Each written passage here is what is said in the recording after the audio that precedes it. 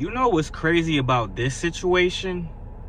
The last memory that a lot of us are going to have of R-Truth in the WWE is not beating John Cena at Saturday Night Main Event, not having a serious match, not using a serious character for essentially it's his last major match as a WWE superstar. I go by the name of Black Couch Booking. If you're new to the channel, please like, comment, subscribe. And as always, if you're old to the channel, Couch Crew, what's going on, man? Hope you guys are having a great day today. Yeet. R-Truth has been released, and if you hear some noise in the background, I got my AC on. It's hot out here. I got pajamas on. Y'all was mad. People hit me up to make the video. I just wanted to lay down and chill on Sunday. Sunday was supposed to be my rest day. I was gonna make some videos for the Patreon. Join the Patreon, link in the description down below. But we got to talk about this, y'all. We got to talk about this because this is crazy, bro. And I'm not here to spread misinformation. R-Truth's release isn't like how they release Braun Strowman and all of them. It's basically once his contract runs out, he's not re-signing. So I don't expect for him to be back on WWE TV, but he just did stuff with Jimmy Uso. So it's very weird how that, like, that's weird, right?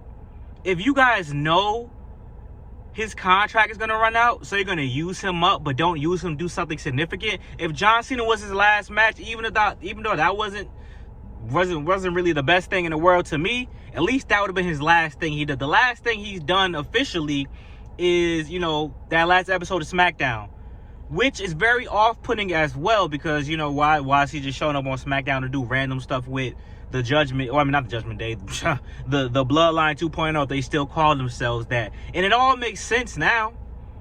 So that's how you send off, that's the hero send-off right there. R-Truth doing some nonsense. Think about this, right? They knew R-Truth's contract was expiring, that they weren't going to renew, or R-Truth wasn't going to renew. This had to be known already. So with that being said, you couldn't let R-Truth beat John Cena. Because look what happened at the end of the night regardless. John Cena came out during the Logan Paul match with Jey Uso. Cody Rhodes came out to set up the tag team match, had Money in the Bank. So John Cena having a non-title match against R-Truth at Saturday Night Main Event, why not just let R-Truth win anyway if that match didn't mean nothing regardless? John Cena just beat him. So what's the point? No one will be know now? Now that's kind of nasty to me. You could have had R-Truth win off of a roll-up. R-Truth actually, or instead of R-Truth coming out like John Cena, dressed up like John Cena doing a John Cena parody, you actually could have had R-Truth wrestle a serious match, because R-Truth is the first black NWA world champion, a multi-time NWA world champion. You could have R-Truth wrestle a very serious match. They could have put on a clinic. That could have been the best match of Saturday Night Main Event. But no, shenanigans. R-Truth dressed up as John Cena and he takes an L.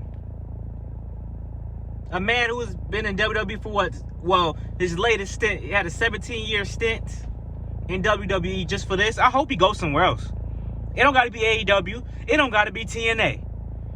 If R-Truth's not done, I would love to see him go somewhere and actually wrestle serious before he officially retires from wrestling. Everybody doesn't have to be serious. I know what you're going to say. Everybody always got something to say. Everybody does not have to be serious. But what I'm saying is, to do a comedy act for over a decade is kind of like, and never really have a serious run. Your most serious runs when you was smoking a cigarette. But respect to R-Truth. I've had a lot of things to say about R-Truth's run in the WWE since I started this channel, only because once I did the research and found out what R-Truth really was, I was like, bruh, this is the first black NWA champion and he's dressing up as a Confederate soldier talking to Vince McMahon. He's seeing things. He don't know if he's a part of the Judgment Day, but this guy was really like that, guys. And he can rap as well, but you couldn't let his rapping gimmick, you know, get over. You couldn't produce an R-Truth album through WWE and let that sell, which it might not have went platinum, but it would have sold. I'm gonna put respect on R-Truth's name though. R-Truth has had a great career. He's made the most out of every opportunity that he was given, and he's definitely a guy who persevered through the nonsense, and his longevity is very admirable. I am very happy that R-Truth got the bag.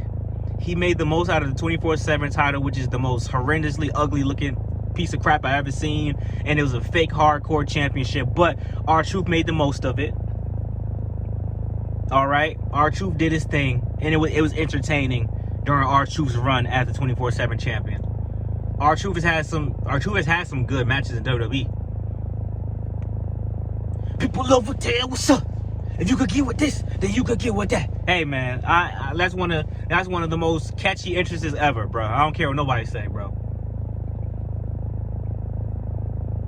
R-Truth in the history of wrestling, R-Truth in the history of black wrestlers, we sincerely say thank you for the fun. Thank you for the laughs, because I will say that last segment on SmackDown was hilarious. We was talking about JC Mateo's husky, and he like Soul Sokoa husky son. That was hilarious, bro. That's not even PG. R-Truth has had some meme-worthy moments, some historically funny moments, and R-Truth is a national treasure. I want to see him wrestle serious. You see what the Natalias and the Karrion Crosses and the Shayna Baszlers, when they wrestle outside of WWE, they get to do actual serious things and look so cool and so badass. I would love to see R-Truth do something like that. Go to GCW. Go to the independent scene and have a match with Matt Cardona. If you go to TNA and do something significant. Have a feud with Moose. Go against Trick Williams. Well, I don't know if WWE going, but I think R-Truth will be on call. Like Braun Strowman, they released Braun Strowman, but the contract is, or whatever the case is, whenever they call him to do something, he'll pop up. I think R-Truth would be like that. I was saying that on my live earlier. I think R-Truth would be in that type of situation. But man, respect to R-Truth, sincerely, bro. I don't even have it in me to yell and scream, because like I said, I do think it's kind of nasty that they more than likely knew that R-Truth's contract was going to expire and they're not going to do anything with that. He could have won that last match at Saturday Night Main Event. But people always go out on their back. Well, I guess that's the case. He went out on his back, but that wasn't even his last match, so people always go out. Yeah, I guess that's the case, right? People always going on their back. But you couldn't have gave a hero send-off. Us as fans, we didn't know this was the last time we was going to see R-Truth in WWE. This is probably it, though. Because if you're not extending that contract now, a year from now, 2 years, why would he come back and re-sign? He's like basically going to be 60 at that time. Well, why would he extend that contract after the fact? Well, why would he do that? That doesn't make sense. It's just crazy, man. I really want the best for R-Truth, bro. Like I said, I haven't always seen eye to eye with him, or the booking of him. And I think he should afford to have another serious run before it was all said and done. Because I would have loved for the last memory of R-Truth in WWE to be that he beat John Cena and he came out as K-Quick. That would have been a great memory for fans to have, especially fans who don't know the history of R-Truth. There are some fans who only know R-Truth as a comedy gimmick. If I didn't go back and do my research, that is the only way I would have known R-Truth as a fan. I've been watching for basically 20 years. So, I'm going to officially say, thank you, R-Truth. Some of y'all going to be upset, sad. I'm happy for him in a way. Because, he don't got to be a 50-something-year-old man doing goofy things anymore. He can actually go somewhere and wrestle. You don't got to go nowhere and be a world champion, but you can go somewhere and do something of significance. And if you go somewhere and be goofy, then kudos to him. He found his niche, and that's how you're going to get bread. Kudos to him, if that's what he got to keep doing. But I think he could do something else. Still in great shape, still could perform, still athletic.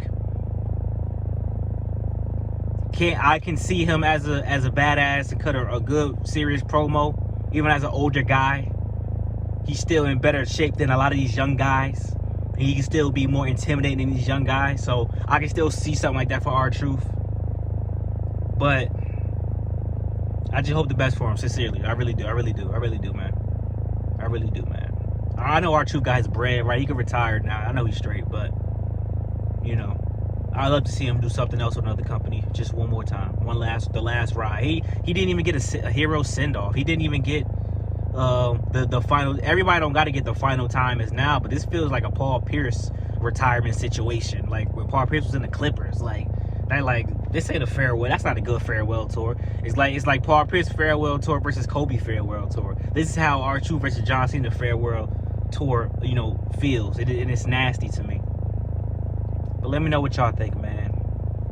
You know, I don't want to make it a black and white thing, but just crazy how, you know, basically what the oldest, the most veteran black man in WWE right now that's active, you know, don't get that type of respect.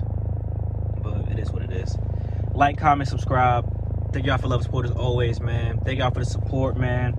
Man, you subathon was great. We in June now. We gained over 485 subscribers in the month of May. We're gonna hit 10K soon, and we're not gonna let nobody or nothing stop us from, you know, doing what we do as a community. And I cannot do it without y'all. We are a community. We work together. We have fun on these streams. We have great times with these videos. So I'm looking forward to seeing y'all in the premiere chat for this video. And thank you, sincerely, man. Just stick with me, rock with me. Content gonna get better. Everything gonna get better. Just ignore the noise. Ignore the noise and let's have fun with our community and do what we do, bro. We don't gotta succumb to what everybody else does. So I'll talk to y'all later, man. Ye out.